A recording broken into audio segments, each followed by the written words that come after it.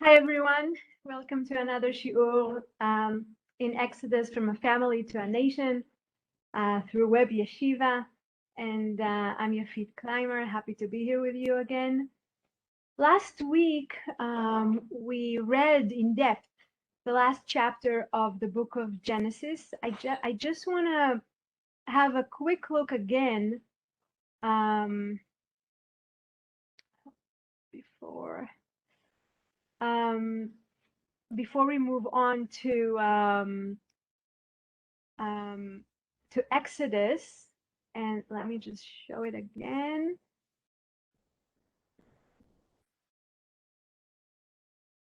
Here we go.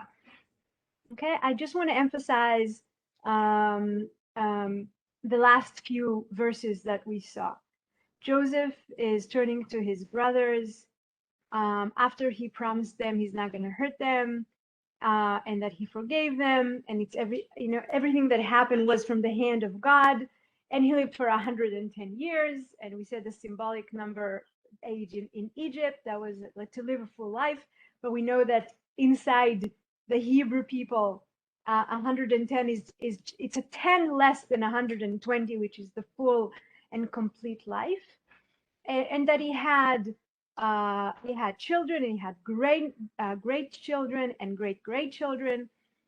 And then in verse 24, he turns to his brothers and he gives them directions. It's like that's his last words is, I'm gonna die. God will save you. God will surely remember you, and will bring you up out of this land towards the promised land. And he makes them swear to him that when God will remember them, they shouldn't forget him, and they should take his bones and should bring him his bones and bury him in the promised land. And as we saw in verse 24 and 25, twice Joseph says, pakod pakad, or pakod yifkod. God will, remember you, redeem you, take you out, pakod yifkod. He repeats that verb twice, and also in verse 25, pakod yifkod. The English translation is, he will surely remember you, but I want you to see the Hebrew because it's repeating the same verb of pei, kuf, daled, pakad, pakod yifkod. He will surely remember you, redeem you. He will do that. And and the whole book of Genesis ends with with these words of remembering. And we also mentioned the completion, like we started with Bereshit, Bereshit bara Elohim et hashamayim ve'et haaretz, like the beginning of everything, the beginning of a new message, a new hope to the world. We are no longer continuing with hierarchy, with empires, with kings that think they're God, and they diminish everything in front of them, and they don't value the life of a person, the life of the individual. And that's how we finished the book of Genesis. Mitzrayim, it's like the opposite of everything that we built towards Mitzrayim. And with the word Mitzrayim, Egypt, we are moved towards the next book, which is Exodus. And now let's move to Exodus. Do you see Exodus now? Do you see chapter 1 in Exodus? Does it appear in the? Great. Okay, and now let's see what we're moving into. But remember the pakod pakad, and remember Mitzrayim. We left Genesis with Mitzrayim, and the next verse in the first chapter of Exodus is ve'ele shemot bnei Israel aba'im Mitzrayim. These are the names of the children of Yaakov, the children of Israel that come into Egypt. Yaakov and his household. We are talking about a family. The end of Genesis is about the family. It's about Jacob and his 12 sons and his grandchildren. And here again is, we're starting the book of Exodus, reminding ourselves who we're talking about, who are in Egypt. And it's a list that we already know. Reuven, Shimon, ולוי, ויהודה, יששכר, זבולון ובנימין, דן ונפתלי, גד ואשר. Okay, so we have 1, 2, 3, 4, 5, 6, 7, 8, 9, 10, 11. Okay, who is missing in this list? Joseph is missing in this because he didn't come into Egypt. He was already there, and they joined him. And the total number, Vayehi and all the soul that came out of the loins of Jacob, were 70 souls. And Joseph was in Mitzrayim already. No, and Joseph was Yosef haya b'Mitzrayim. So we're talking about a family of 70 people. The patriarch Yaakov and his wives, and the children, and the and his great children. And there, by the way, there's one name of a grandchild, the daughter of Asher, Serach. She was mentioned in the book of Bereshit. But this is the family. The family is in Mitzrayim, and this is something we already knew. And there's also a mentioning about the death of Yosef. Vayamot Yosef v'chol echav v'chol hador ha'u. And that's a chidush. That's a new information. At the end of Bereshit, Joseph died. Here at the beginning of Exodus, the Torah tells us also all his brethren and all that generation passed away. Everyone's dead. What does that mean? That means that the generation of the brothers, the individual, the personas, the personalities who, because of what they did to Yosef, they found themselves in Egypt. The people that had one leg in the land of Canaan and one leg in the land of Egypt, that carries within them memories from the land of Canaan, memories even from the grandfather Yitzchak, and the stories about the great-grandfather Abraham. They're gone. Who we have in Mitzrayim is the third generation. And the first generation or the second generation from Yaakov, they're all gone. And the verse already brings us into the atmosphere of change. Something is about to change. And the change is in two aspects.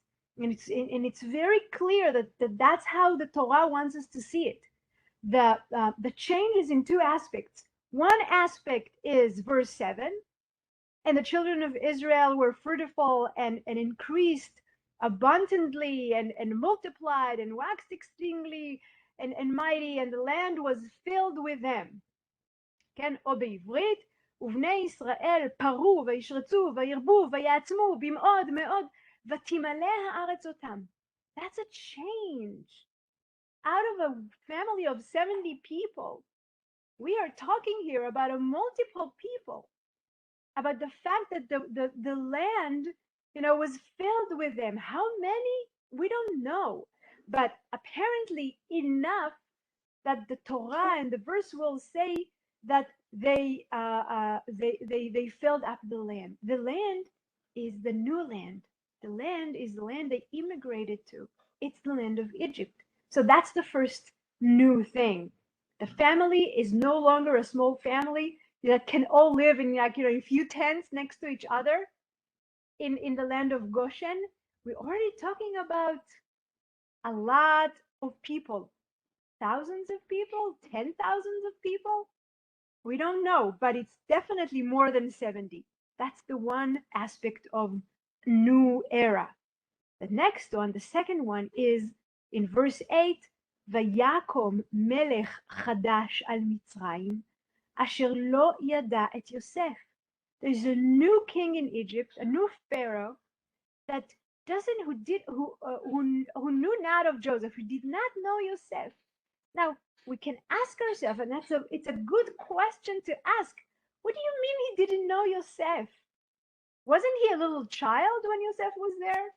Or even if he never saw Yosef, wasn't Yosef in like in the big palaces, they have the portraits of the kings and the important family people in the kingdom? What he didn't learn in school about Joseph and what he did to the economy of the land of Egypt. And that's why most of the commentators, and I think that's actually very accurate in the simple meaning of the verse. It's not that he didn't know Yosef. It's that he didn't want to acknowledge the fact that once upon a time on the land of Egypt was a Hebrew person who was powerful, who was smart, who helped us, the Egyptians. And not knowing is not acknowledging. Not knowing is not wanting to have anything to do with him, and if not with him, more so with his offsprings and with his family and his relatives.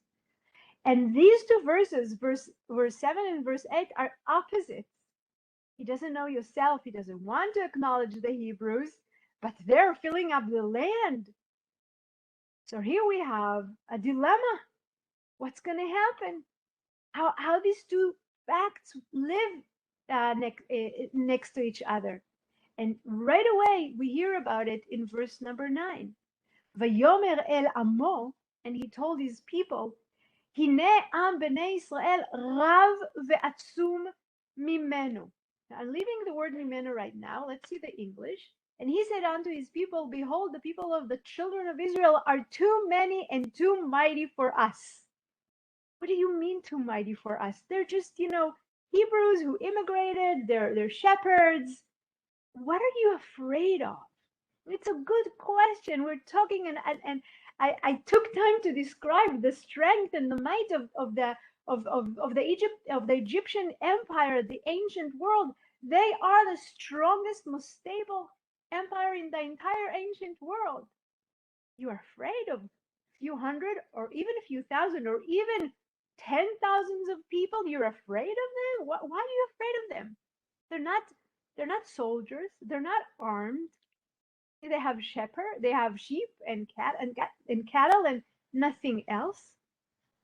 It's already clear that this king is a new force in the entire story that begins from Genesis. This king is part of the story that will help shape the people of Israel. And I would even say, in a larger scale, that will help shape the new idea of one God, of monotheism. He is critical to understand. If it wasn't him, then the story would have been different. But we need him specifically with his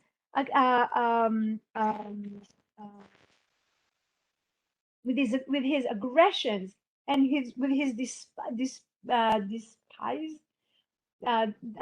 with him despising the people of Israel and making them the enemy, in order for the Torah to draw the picture of a different world, a world that has only one God, only one ruler, only one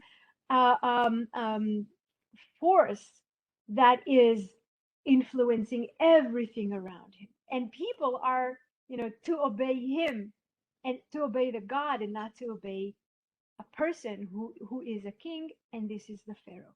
So he's turning to his people, and the question is like, wait a second, what did the people of Israel consider to be?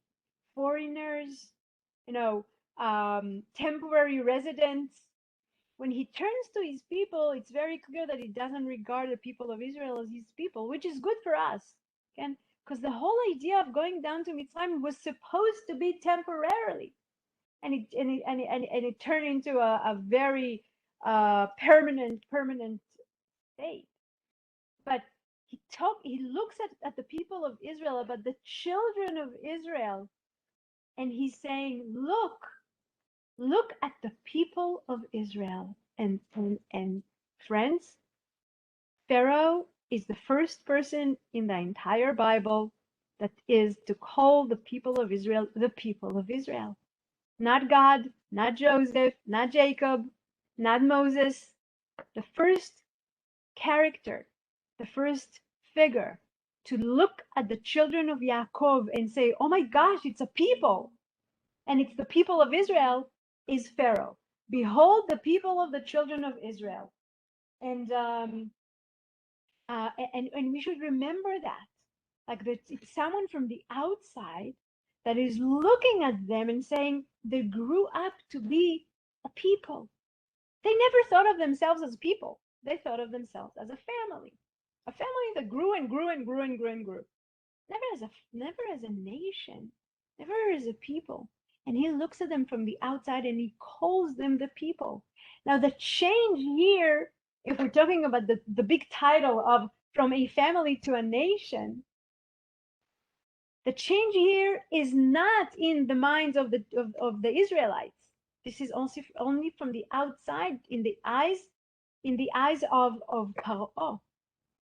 And he's looking at the people and he is telling his own people that there is danger from the new people that is rising amongst us. Rav ve'atzum, they are mightiest than us. They are a danger to us. Now there's no talking to the people of Israel. He's not turning to them and he's like, look, when you came here a few tens of years ago, you were just 70 people and we gave you this property, this land. And now so many of you, why don't you go back to where you came from? Or would you like more territory? There's no negotiation with the people of Israel. He is talking about them. He is talking above their heads of what to do with them. They are a problem. They are an obstacle that we have to go through, that we have to solve. And then in verse 10, he says, and it's interesting, we ask ourselves, who is he talking to? Because he say, let us deal wisely with them. Who does he talk to? Well, at the previous verse, he was talking to his people. So there's no reason to think that he's not talking to his people. He's still not talking to his people. And he turns to the people and he says, come, you and me.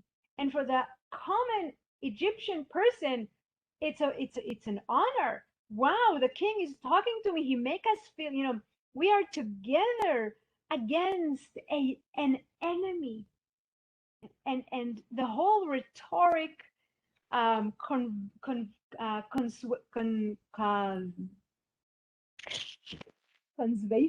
convince someone, I can't say that word, to convince someone, we know how we met that at the 20th century, where individual charismatic leaders can turn an entire nation against an enemy.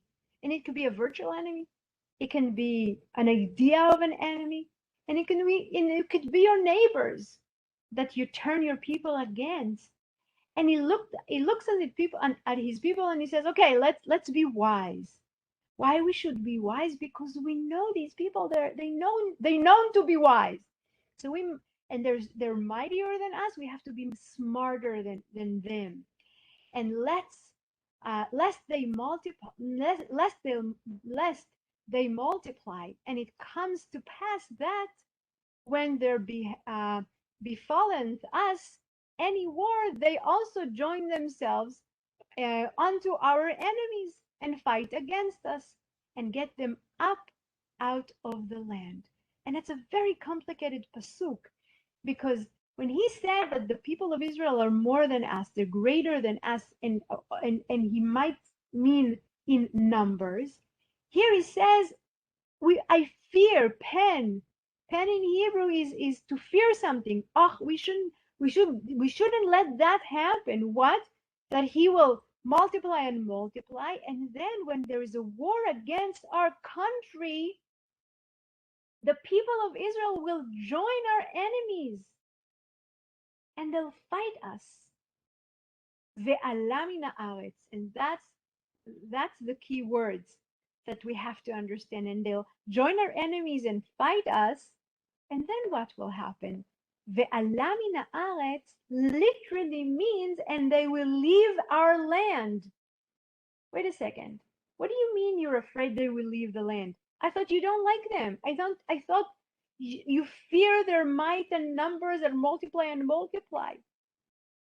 At the mere meaning of the words in Hebrew, he is worried that they'll take advantage of a war against Egypt, not to stay in Egypt and take over the land of Egypt, but that will be their excuse or their escape way to go back to where they came from.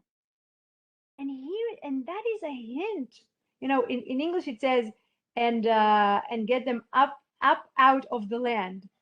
Okay, but it's not that he's afraid that the Hebrews will take over Egypt. He is afraid that the Hebrews will leave Egypt back to Canaan. And why is that? And I will stop here, but we know the answer. The answer is that he enjoys having them because he uses them as slaves. And the entire structure of ancient Egypt was lying on slaves. They brought slaves with from Africa, and they brought slaves from Canaan, and the entire structure of the country, of the state, was built on slaves. And there were the Egyptian elite and the Egyptian priests, and the common people were also divided according to their handcraft, according to their jobs, to their expertise. And the Hebrews played a role in this economy of Egypt. And what he wants to do is to take advantage of these slaves, of these people. And if there'll be more and more and more and more of them, and they'll feel strong enough, they can just leave us. And then we won't have them as slaves anymore. And also they're very, very useful and very clever and very diligent. It doesn't say so in the verse, but I'm just thinking about them getting to know the people of Israel. And I want to leave that now and go back to what I sent you today in the source sheet. Let's see. Okay. Now the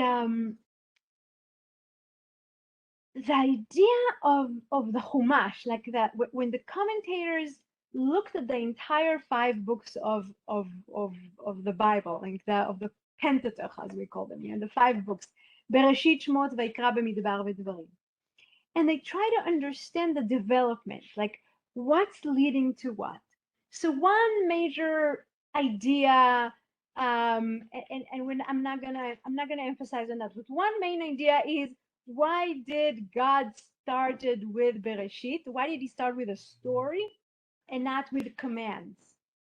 Because what specifies the people of Israel is that they have laws that God ordered them to behave. And maybe it would have made sense to start with what are we ordered to do? How are we supposed to behave in every day and around the year long? But no, God started with a story. Now it has very, very deep reason, and I think today there's one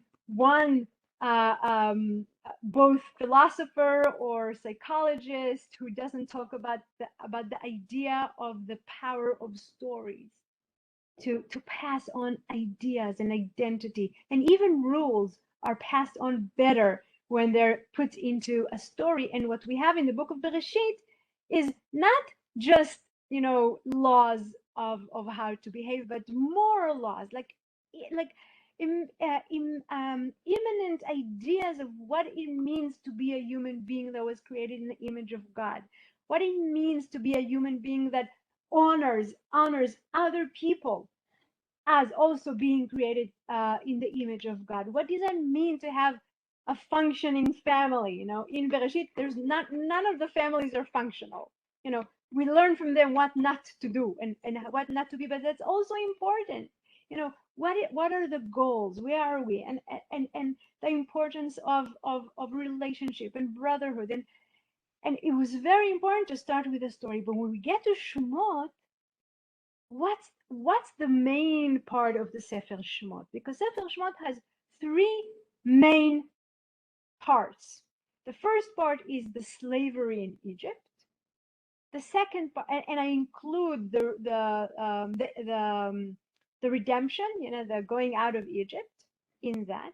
The second part is the standing in front of Mount Sinai and receiving the tabernacle, not the tabernacle, the Luchot HaBrit, the Torah. And the third part is the building of the tabernacle, is Bniyat HaMishkan. These are the three big topics of the book of Shemot: slavery in Egypt, receiving the Torah, and building the Mishkan. And are they connected? And is there any part which is more important than the other part? Because in terms of chapters, we have more or less the same chapters to every section. I would even say that the chapters of receiving the Torah are less than the chapters of the tabernacle and the slavery. And when the commentators and the thinkers are looking at the book of Shemot, and they're asking themselves, okay, where are we? What is this? What message do we have from, first of all, from the shift from Sefer Bereshit to Sefer Shemot, and the different topics in the book of Shemot? What's the heart of Sefer Shemot? And I brought a few ideas, and I wanted to start with the Natziv Mivolozhin, the Rav Chaim Mivolozhin. Natziv are the initials of his name. Naftali Tzvi Yehuda Berlin. He was the establisher, rabbi of Yeshivat Chaim Mivolozhin. That's where all the Soloveitchik family studied. They were family of the Natziv, and that's the Brisker school of learning. Very Rambam, very analytic. And the Natziv, the Rosh Yeshiva, also wrote a commentary to the Bible, and it's called to the Torah, called Ha'amek Davar. And in the opening, at the Akdama, at the introduction to the book of Shemot, this is what he says. Okay. This book is called the Book of Names by the author of the Midrash. Like in Bereshit Rabbah, and there was light, corresponds to the Book of Names. Let's understand. First of all, he gives us a rule. Every book is called by the first word that is mentioned in that book. Bereshit bara Elohim, it's Sefer Bereshit. Ele Shemot Bnei Israel, the first important word is Shemot, so it's Sefer Shemot. כן, ויקרא השם אל משה לאמור ויקרא. במדבר ויבואו בני ישראל במדבר במדבר. אלה הדברים אשר דיבר, ספר דברים, and it continues also to Nevi'im and Ketubim. But what the Natziv is saying here is saying there's more than that. The first verse of the book of Bereshit, Bereshit bara Elohim et hashamayim v'et haaretz, and then in Pasuk Gimel, Vayehi Or.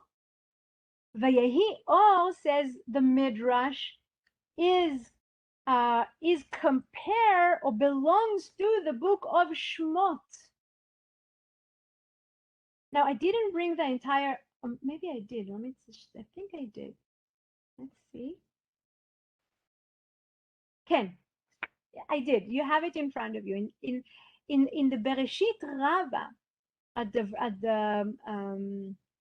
source in Bereshit Rabbah, I'll translate it as I go along. Amar Rabbi Simon, Hey pe'amim k'tiv kanora. There are 5 times in the beginning of the book of Bereshit that light is mentioned. 5 times light is mentioned, and those 5 times is against Chamisha Chumshei Torah. Each light, each word or light is against is belong to a different chumash. And then he detailed it. He details it. Vayomer Elohim yehi or keneged sefer Bereshit. The first or, Vayomer Elohim yehi or keneged sefer Bereshit. Why? Because God deals in that book in how he created his world. Vayehi, let there be light. That connects to the idea of the book of Bereshit. Vayehi or, the second Vayehi or is keneged sefer Shmot. Why the second light is connected to the book of Shmot? Because the book of Shmot is the book where the people of Israel came out from darkness to light. שבו בני ישראל יצאו מאפלה לאורה. That's the second light. The first light was creation of the world. The second light is taking the people of Israel from darkness to light. And then the third light is against Sefer Vayikra, etc., etc., etc. Okay, so that's the idea that Rav Chaim Volozhin in Amek Davar is using, and he's saying, what does that mean to be taken out from darkness to light?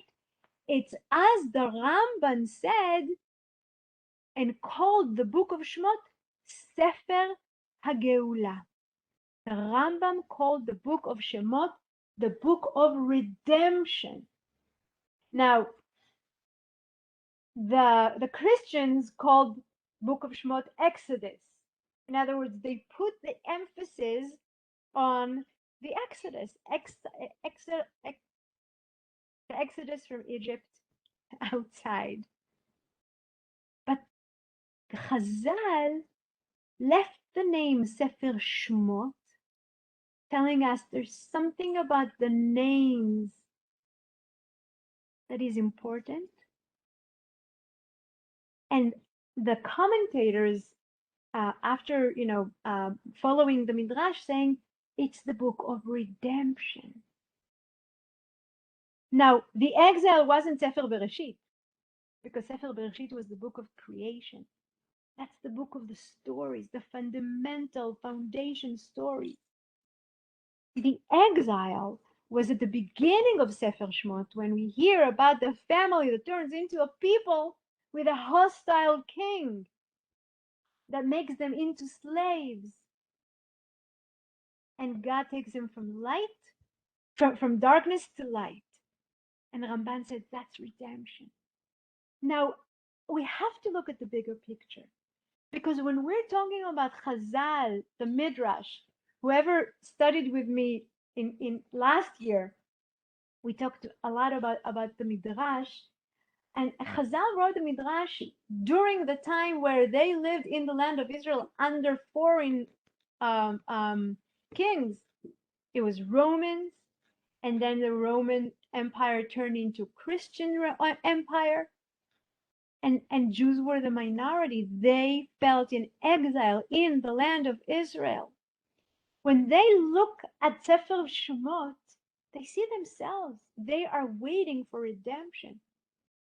Maybe even more so the Ramban, who lives in Spain at the 13th century and has to leave Spain after the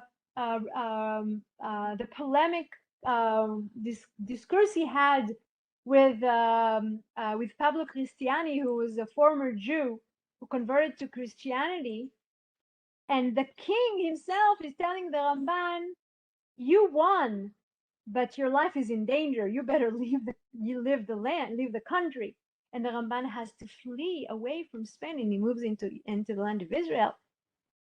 But Jews in Middle Ages, starting from the end of antiquity, they lived in exile, and they felt on their bodies the hostility, the pogroms, the crusades, the uncertainty and the instability that they lived in. So when we read in the beginning, first of all, Ramban, of course, the 13th century, is saying this is the book of redemption. What it means is that this book has all the elements that can help us out of exile. But when I look at Rav Chaim and Naftali Tzvi Volozhin, Ha'amek Davar, when I look at the Ha'amek Davar, and he puts the emphasis, he mentions the Ramban, but he put the emphasis on the light.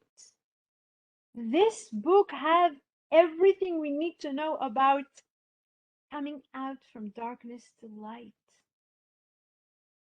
And in that way, maybe it's more personal. It's not only as a nation, but maybe it's a process that every person can feel in times in our life when we feel in the dark. And maybe we feel forgotten. And what's the process that we have to go through? So I go back to Amek Davar, Hanatziv Mivolozhin, and he continues and he says, our teacher, the Baal Halachot Gedolot, he's one of the first commentators in the beginning of the Middle Ages. Our teacher, Baal Halachot Gedolot, at the end of his holy book, called it the second book. Okay, so we already have few names for the book of Shemot. We have Chumash Shemot, we have Book of Numbers, that's in English, and Exodus, and we have Sefer Geula, that's how the Ramban called it, and we have Or, that's how the Midrash called it, and now he's quoting Sefer Halachot Gedolot, they called it the second book. Okay, well, every kid in second grade and third grade and in first grade can tell me 1, 2, 3, 4, 5. Of course, Shemot is the second book. What are you telling me? What are you telling me in that? And he says no. He describes the 5 books in the following manner: the book of Bereshit, and the second book, and the book of Kohanim, and the book of the continuing and the repetition of the Torah. Now, when he says that Sefer Halachot Gedolot calls Sefer Shmot the second book, why is that? Does that mean that it's not important, that you don't have a special name to it? And the deep idea that the Netziv is telling us through Sefer Halachot Gedolot, maybe we'll read a little bit more. The book of Bereshit in the second book, and the book of Kohanim, and the book that continues, and the repetition of Torah. And the phrase used by our teacher, Zatzal, comes to teach us wisdom. For he did not change the name of his book without a reason. He should have called them all by number, the second book, the third book, etc. And by the book of names. And according to the particular topic in each, like the Exodus from Egypt or giving the Torah, like he calls Bamidbar, the book of continuing, as I discussed here. Like, why does he call Shemot the second book? Why didn't he call the book of Shemot by the topic? That we have a lot of topics we can use, and he does use topics for the other books. So why is that? However, he seeks to teach us here that this book is second to the book of the beginning of the creation. For this is the second part of that book, since it is the creation, since in it the creation is completed. And that's the key words that Netziv is seeking, and he's following the Ramban and the idea that we would want to follow in this course. Says the Netziv, Baal Halachot Gedolot called that book second because what he was trying to tell us is the book of Bereshit, Genesis, has 2 parts. No. I mean continuing. The book of Shemot continues the book of Bereshit, and it's one book. Bereshit is part 1, and Shemot is part 2. That's the big chiddush of Sefer Halachot Gedolot. And he's saying why? Because it all connects. It's still the same topic. What is the same topic? It's still the topic of creation. we had the creation of the world, we had the creation of humanity, we had the creation of the Hebrew family. Here we have the creation of a nation, and the next step will be creation of the nation of God. And we'll end that book with creating the tabernacle, which is a completion of creation. We'll get to it at the end of the course, okay? But the tabernacle is creating a small world that we carry with us everywhere. And that's why Sefer Halachot Golot saying, since in it creation is completed. As the rabbi said, Bereshit for Israel, which is called the beginning.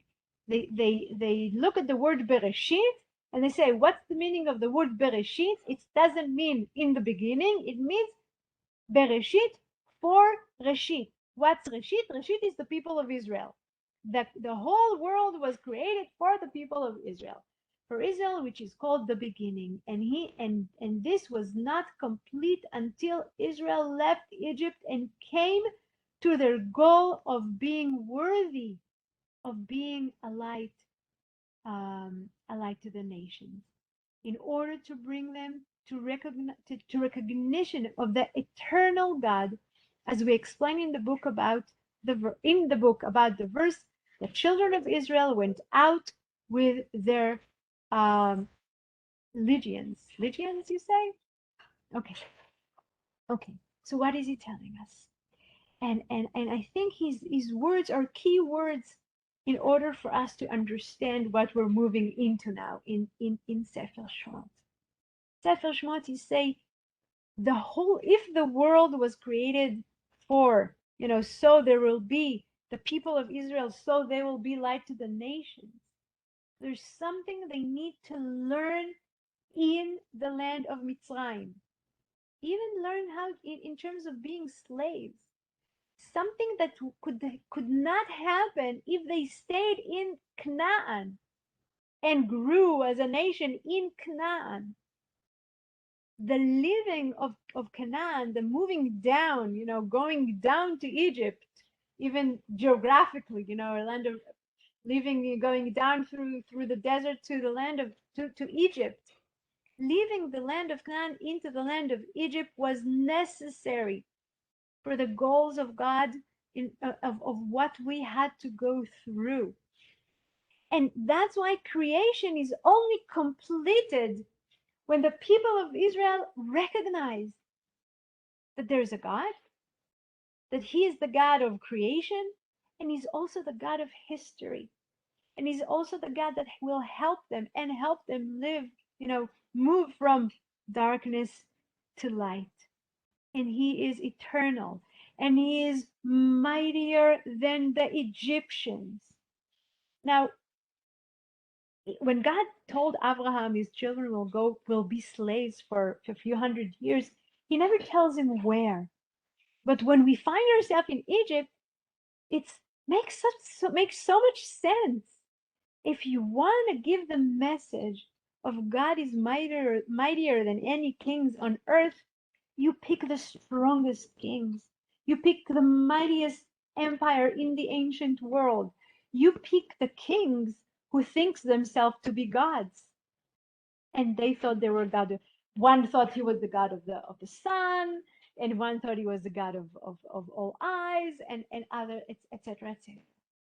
And you go there, and you put your people through an experience, which is a hard experience, but I will use a biological term, which is also turning into a psychological term. In their DNA, there will be something marked in their DNA, remembering that they were slaves, and that is wrong. And when they will be redeemed, they will have to remember how not to behave towards other people. And that will be the message that will return itself over and over and over and over again throughout Chamisha Chumshei Torah. Never do this because you should remember Ger Hayita Be'eretz Mitzrayim. You never do this because Gerai, etc. And it repeats itself all the time. So it's not only that we moved from a family to a nation, being called by Paro, first one who looks at us is like, oh my gosh, they're not a family anymore. They're a nation. They're people. And they're a threat. So let's enslave them. Let's make sure they never leave because we can exploit them and use them as slaves if they're staying in the borders of Mitzrayim. And it's a trial to the people of Israel asking themselves, okay, what's now? What's next? Do we give in to the dark or we join the light? Okay, and it sounds like a fantasy book, you know, the light against the darkness, but this is exactly what it is. And when they're being called a people, the responsibility is different than when it's just a family. Because when you're a people, you have the responsibility that you have is much wider. But we also ask ourselves, and that's a question that will follow in throughout the first chapter. If there are people, and there's so many of them, wouldn't we expect them to have a leaders, people that show them the way, that give them hope? You know, some kind of prophets, but not prophets. Not we don't have prophets yet, but b'chol zot, you know, they are the children of the children of Yaakov. Reuven, Shimon, Levi, Yehuda, Issachar, Zvulun, Dan, Asher, Gad, Naphtali, Binyamin, Yosef. Someone from that family, from that big family. We never hear about any of them in the first chapter. At the first chapter, it sounds like they themselves are so shocked that someone, Pharaoh, put a big mirror in front of them and told them, "Oh, wake up! Good morning. You're a people. You're a nation. Look how many of you." How long did it take? We don't know.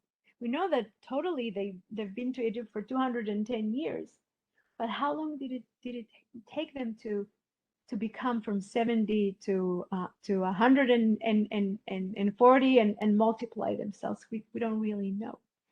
Now, I want to emphasize something else that the Netziv is saying. So after he's telling us that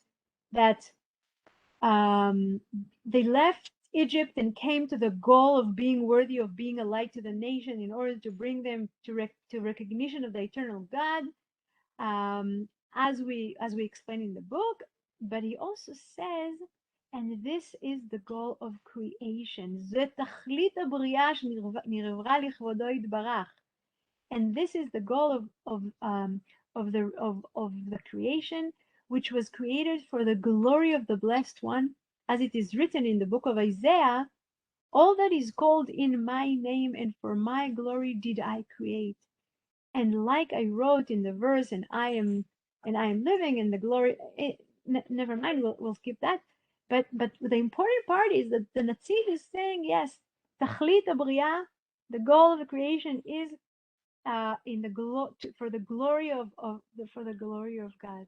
And God Himself says in the book of Yeshayahu, Kol hanikra bishmi velichvodi brati. Everything I created is for my glory.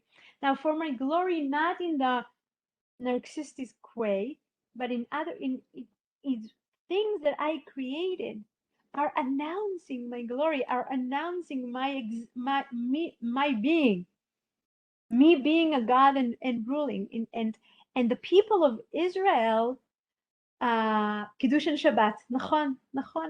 And the people of Israel are a special part of what God is creating for them to keep on saying a Kiddush and keep on declaring that God is Hashem Hu Elohim, and that there is a God. That He couldn't expect all the people, all the world to do it. You had to choose one nation that will stand and call in the name of God. And that's a big task. You know, that's a big mission that we got. Professor Yeshayahu Leibovich, Zichrono Livracha, used to say that people that think that to be light to the nation in Am Sgula is a gift, is a trophy, don't understand a thing. It's not a trophy. It's it's a lot of it's a hard job. It's a mission. It's a mission. It's a lot of responsibility. It's heavy on our shoulders. Yeah, but God trusts us to do that. Continues the Netziv, and he's saying, and thus the exodus from Egypt is the completion of creation, or the giving of the Torah. In other words, the completion of creation is both the exodus from Egypt and the giving of the Torah, as it is further explained in the Midrash Rabbah that Bereshit, in the merit of the Torah, which is called the beginning. So the Midrash in Bereshit Rabbah says Bereshit, bishvil Reshit, like breaking the word Bereshit to two parts. Bishvil, for Reshit, Reshit. What is Reshit? Reshit is the people of Israel, but Reshit is also the Torah. For the people of Israel and for the Torah, that's why I created the world. And the Midrash is saying, and that's the completion of creation. This teaches us that God made a condition with creation. If Israel received the Torah, then fine. But if they do not, then I will return everything to chaos. Now, this is in the Midrash that was written in the 2nd or 3rd century CE. Yeah, CE, after 300 years in the land of Israel. They already have the perspective, and looking back in history, knowing how hard it is to be so different than anyone around us. Just think just again, we've just been, it took, Hanukkah was a long time ago, but we still feel it. I still feel it, even though we're already looking up to Purim, but it was such a shock for the Hellenistic world to find a people that are not astonished with their beauty and architecture and art and philosophy and mythology and they're not, and they have their own rules, because every other nation that Alexander the Great met left their old ways and accepted the Hellenistic way upon them. Why not belong to the winners of the world? Except for the people, the Jewish people, except for the people, the little small people who lived in Judea, who refused to do that and kept believing in their own, abstract God, with their own temple, with their own rules. And it was just so hard for the nations to accept. But just imagine how hard it was for the Jews to be so different, and they kept on and on with their strange ways of being. Not to mention being in the Middle Ages, not eating with everyone, not living with everyone, not looking like everyone, not keeping the same rest day. It was very, very, very difficult. But here the Midrash is saying, and I think it comes to give the people of Israel help in doing so, in surviving, in keeping on to the identity. If not for you keeping the Torah, chaos will come upon the world. And all of a sudden we become like the turtles that Atlas is on, in Greek mythology. No. The foundation of the world is not Atlas and not the turtles. It's us. על שלושה דברים העולם עומד. The world is standing upon three things. Here Chazal is saying it's Israel keeping the Torah, because if and the responsibility, in one hand the responsibility but in the other hand the big worth, the feeling of worthwhile that the Chachamim are giving the people who are really having a hard time in day-to-day life.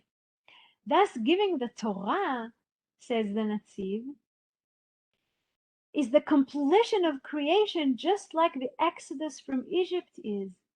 For after it, Israel was worthy of receiving the Torah. After the exodus from Egypt, Israel are worthy of receiving the Torah. Why?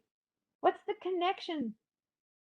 they're worthy not because something they did. They're worthy because something they experienced. Now, after that experience, they will understand what it means to receive the Torah and to worship God. For after it, Israel was worthy of receiving the Torah and completing the creation and reaching the goal of their creation. For the nation of God, um, for the nation of God, this is like human wisdom and proper character traits of mankind. Even though the entire world did not reach this level of perfection until long after the creation of heaven and earth, and even today, the Netziv is talking about is in the 19th century, and even today, there are many people who have not yet reached this level. Nevertheless, even the nations of the world understand that this is the goal of human development. And it's so beautiful. Now, it's true that he speaks to his people, to the Jews, the inside the Jewish community. But what the Netziv is saying is like, look, I think he's saying, in other words, he's saying, our Torah influenced the majority of the people today. If we're looking at the children of Abraham, and we're talking about Christianity and we're talking about Islam, that's the majority of the believing people in the world, and they were all influenced by this Judeo-Christian um, um, ethos and spirit. And of course there are differences. Of course there are differences, but but the Netziv is saying the Western culture and even the Western, uh, the moral Western ideas, they're all derived from the Bible. They're all derived from Genesis, the idea of man is created in the image of God. Rabbi Sachs, may he rest in peace, mentioned it over and over and over again. And he also enjoyed to quote thinkers of the 17th century and thinkers of the American Constitution. You know that we were granted that merit from God, and every human have equal rights because they are created in the image of God. And that all idea came from the Hebrew, from the Bible, from the Tanakh, from Bereshit, from Shemot. That's the ethos. That's the story. That's the story of human beings in the West. So that's why the Netziv is saying that understanding that this is the goal of human development. In this same way, we must believe that even though the Torah and its laws were granted only after the Exodus from Egypt, and there are still many of Israel who have not reached knowledge of Torah, nevertheless, only the Torah is the goal of the development of Israel, who were formed as a nation of covenant and light to the nation. And he ends, and the Netziv ends his words here by saying, and in his time in the 19th century, we've already been through enlightenment and secularism in the world, and science as the big science is the big god now. Everything, if it's not science, so we don't believe in anything. And he understands, and he knows, he sees in his own eyes Jews that left yeshiva and went to university and stopped being religious. Some of them stopped even being Jewish and converted to Christianity in Germany, many, and in other places as well. And the Netziv is saying, even though there are Jews that are far away from Torah, nevertheless, this is the goal. Our goal is to be a nation of covenant and light to the nations. And and how do we, so the big question will be, how do we become from a family that struggles in Egypt with a hostile king to accept the ruling of God and to accept the covenant. I mean, that will be our journey, okay? But that just to show the big picture, and I'll just read the last word. And so the book of Shemot is second to the first book, since they are one matter, the two parts of the book of creation. And next week we will we'll read the Ramban and move on with the verses we started reading, and try to explore more ideas that the book of Exodus is willing to reveal to us. תודה רבה. תודה רבנית. Thank you. תודה רבה. It's good to see your faces. Hi, Susan. So תודה good to see you. רבה, תודה. טוב, תודה רבה. ערב טוב.